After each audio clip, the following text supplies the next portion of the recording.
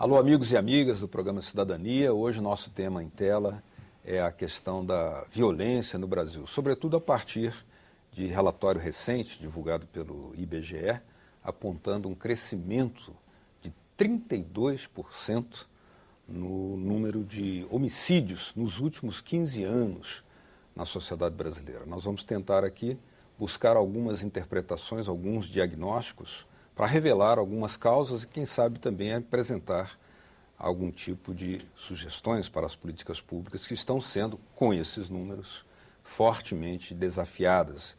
E o nosso convidado para falar sobre esse tema é o Dr. Roberto Aguiar. Ele é professor da Universidade de Brasília, ex-secretário de Segurança Pública do Distrito Federal, a quem agradeço muito pela presença. Eu que agradeço. Doutor Roberto, essa estatística tenebrosa, lamentável, 32% de aumento em homicídios nos últimos 15 anos. Por onde o senhor começaria? Como é que o senhor recebe essa notícia? Eu recebo que, num primeiro momento bem amplo, para depois a gente chegar no específico, que isso aí é um esboroamento do tecido social. Isto é, não se sabe mais quem comanda, quem não comanda, o que pensam. Se eu disser a você, que é jornalista, que sabe mais do que eu, qual a diferença dos programas, das políticas públicas entre os candidatos? Eles vão, fazem um marketing, olham a forma e não dizem nada. Daí a dificuldade que as pessoas têm em votar, porque eles não sabem distinguir o A do B.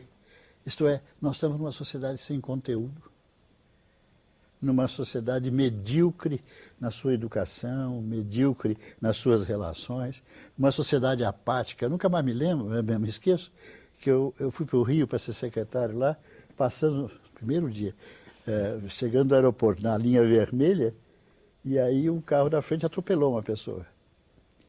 Aí eu, assim, automaticamente falei, vamos parar para ver o que está acontecendo. Ele falou, não, vou desviar, porque os outros carros já estavam passando em cima. Quer dizer, uma apatia com relação à vida, uma indiferença. Então, ao mesmo tempo, a televisão, aqui vocês são também, passando uma visão muito, como se pode dizer, de oposição, de destruição do outro, né? Porque nos Estados Unidos, raramente você vê uma corrida de carro um atrás do outro. Então, os americanos ficam olhando aqueles filmes em que os carros incendeiam e pulam, porque é um negócio raro, né? A sociedade mudou e as estruturas políticas e estatais não viram. Nós estamos com o farol para trás, inclusive na segurança. Isso é para você ver o pano de fundo inicial, né? Uhum. Então, a primeira coisa que a gente vê é a seguinte: nós somos amadores em termos de política pública de segurança. Nós não percebemos que a segurança pública é formada por várias instituições, inclusive que não aparecem. Quais são essas que não aparecem? O Judiciário, o Ministério Público, todos os serviços sociais, os serviços para a comunidade. Você veja, só para ver uma ponta, estou até desviando mais um pouco, mas no Morro do Alemão melhorou a estatística de criminalidade quando você colocou os serviços do Estado. Lá no Rio de Janeiro. Lá no Rio de Janeiro. Uhum. Então, escola, lugar para tirar documento, centro de lazer. Creche. Então, isso mostra, e você bem identifica, que segurança é social. Agora, quando a gente entra nesse debate, aprofundando o debate, aparecem sempre, pelo menos na visão de alguns especialistas, né, os elos de ligação entre a falta de segurança, o aumento do número de homicídios, da violência em geral, e a falta de serviços públicos, a ausência do Estado. Só que nós tivemos, segundo estatísticas do próprio IBGE, nos últimos anos, uma melhoria do nível de renda, da distribuição de renda, do salário, retirada de um setor social da área da miséria e, no entanto, apesar disso, os homicídios continuam crescendo. E aí, como explicar esse paradoxo? Eu acho que nós melhoramos muito a sociedade, mas falta muito. Percentualmente, a melhoria de vida ainda não é tão grande como parece, daí que os efeitos não são tão evidentes, né? A segunda coisa que é importante é que nós não investimos num setor da sociedade que ninguém fala. A gente fala de criança, a gente fala de idoso, a gente fala de trabalhador, mas o jovem não recebe qualquer investimento. Exemplo prático, nós estamos com 40% dos empregos de 2000. Uhum. Nós não temos a possibilidade de fornecer um mínimo de educação e sociabilidade às pessoas que vão de 15 a 25 anos. Aí você olha, como eu tive a oportunidade de estudar um negócio assim um pouco masoquista, estudar o cemitério de Jardim Ângela, onde tem uma série de jovens que foram assassinados e mortos lá. Aí a gente pegou, em São Paulo. São Paulo. Uhum. Qual morreram com que idade? 18 a 25. Quem matou esses caras? Que idade? 18 a 25. Aí você vai aqui para Papuda e vê qual é a população. É nessa faixa. Isto é, nós não investimos. Aí a gente deixa de lado. Daí a facilidade, entre outras coisas, não é só isso, mas a facilidade do tráfico, etc. Então, aliciar esse pessoal. O pessoal não sabe fazer nada, não sei, vai ser aviãozinho de traficante, né? Então, nós estamos deixando de lado a população que vai nos suceder na sociedade e a gente não investe nada. A coisa é tão violenta que no Rio de Janeiro o problema é de identidade. Você pergunta onde é que você nasceu, ele não sabe. Né? Quem são seus avós? Eles não sabem.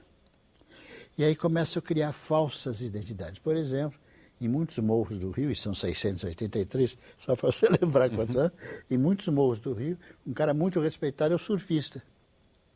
Ele tem uma tábua de surf e ele no fim de semana vai lá para a praia, seja lá qual for, para pegar umas ondas e tal. Quer dizer, não há nem a identificação de quem é esse cara. Nós estamos matando uma geração. Agora, um corte que nós poderíamos fazer também nessa estatística aqui é que ela revela que os estados com mais alta taxa de homicídios são Alagoas, pela ordem, Alagoas, Espírito Santo e Pernambuco. Dois deles com níveis socioeconômicos, né, a região do Nordeste muito mais dificultado do que da região Sul, onde a taxa de homicídio é inferior. Esse comentário que o senhor faria, qual seria? Ou seja, isso significa o seguinte. Primeiro vamos tirar da cabeça esse negócio que pobre mata mais, ou isso é uma grande bobagem. Tanto é que quando eu era secretário aqui, o metrô estava vindo para cá e perguntava, o senhor não tem medo que vão das cidades satélites, venha o pessoal todo para o plano piloto delinquir? Eu falei, eu tenho um medo diferente, que o pessoal saia daqui e vai ensinar criminalidade sofisticada para a periferia, né? Parece que é o boca desgraçado. Aconteceu exatamente isso, né? Então, o que a gente vê é que a estatística ainda é feita por unidades formais. Pernambuco, o que é Pernambuco? Pernambuco tem vários Pernambucos. Tem o rural, tem o da Zona da Mata, tem o industrial, tem o urbano complicadíssimo. Então, é preciso que a gente, para focar um trabalho eficiente, é preciso que a gente identifique as áreas. E no Brasil, infelizmente, eles não fazem isso. Aliás, eu me lembro no Rio de Janeiro, as estatísticas que eles quadram, lesões corporais, morte, etc. E depois tinha 47% numa rubrica outros. Outros o quê?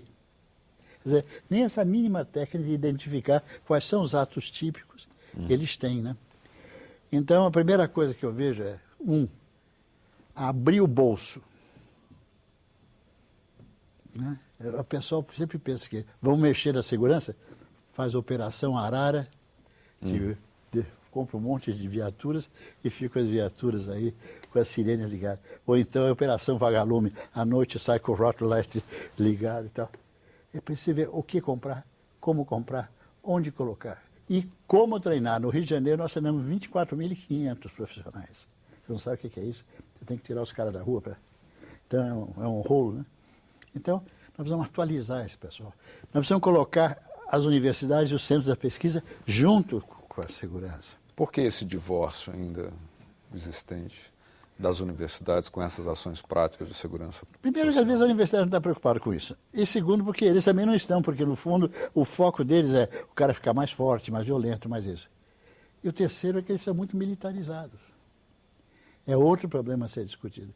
Ou a gente desmilitariza, isto é, mantém a hierarquia e tal, mas não do jeito que as Forças Armadas fazem, porque as Forças Armadas têm outro papel, que é a defesa nacional. Uhum. Elas põem para matar. O negócio dela é o inimigo está aí, tem que matar. E o cidadão não é inimigo